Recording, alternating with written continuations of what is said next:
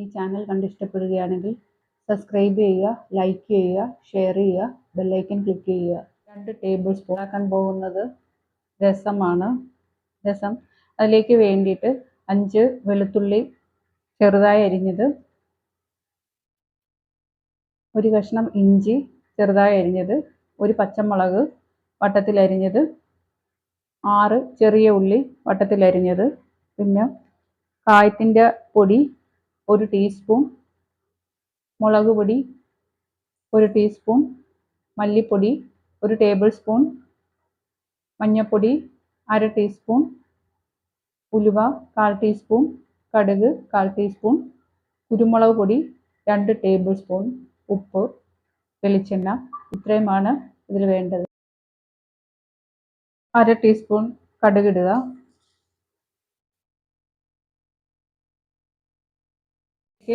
അരിഞ്ഞു വെച്ചിരിക്കുന്ന 5 ചെറിയ ഉള്ളി,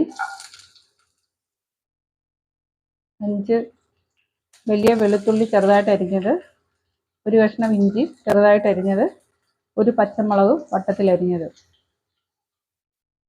പുളി പിഴിഞ്ഞ് വെച്ചിട്ടുണ്ട്. 1 നെല്ലിക്ക വലിപ്പമുള്ള പുളി വെള്ളത്തിൽ കുതിർത്ത് പിഴിഞ്ഞ് വെച്ചിട്ടുണ്ട്.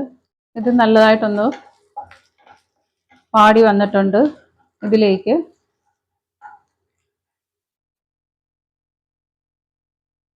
കാൽ ടീസ്പൂൺ മഞ്ഞൾപ്പൊടി, 1 ടീസ്പൂൺ മുളക് പൊടി, 1 ടേബിൾ സ്പൂൺ മല്ലിപ്പൊടി,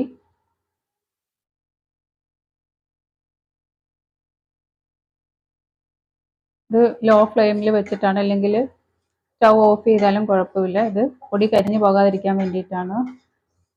നല്ലതായിട്ട് മിക്സ് ചെയ്തിട്ട് ഇതിലേക്ക് 1 തക്കാളി ചെറുതായി അരിഞ്ഞു വെച്ചിരിക്കുന്നതും കൂടെ ഇട്ട് മിക്സ് ചെയ്യുക.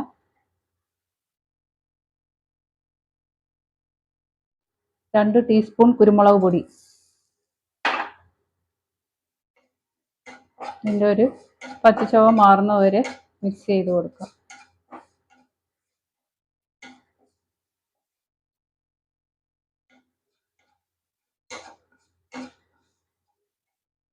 പിന്നെ തക്കാളി ഇട്ട് കൊടുക്കാം. 1 തക്കാളി.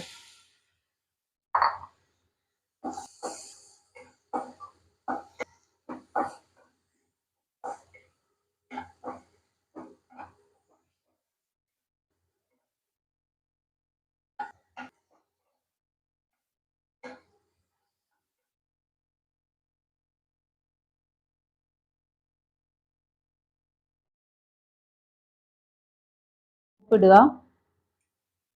ഉപ്പിട്ട് നല്ലതായിട്ട് മിക്സ് ചെയ്യുക.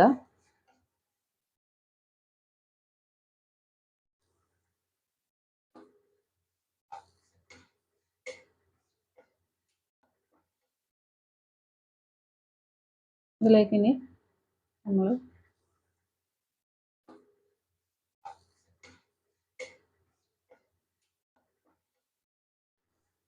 പുളിവെള്ളം ഒഴിച്ചു കൊടുക്കാം.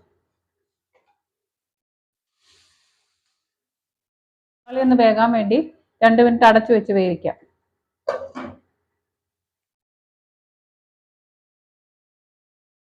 അങ്ങനെ തക്കാളി വെന്ത് കഴിഞ്ഞു.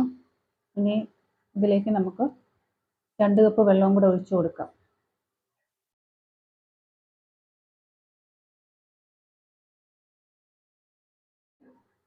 ഒരു ടീസ്പൂൺ കായപ്പൊടിയും കൂടി ഇടുക.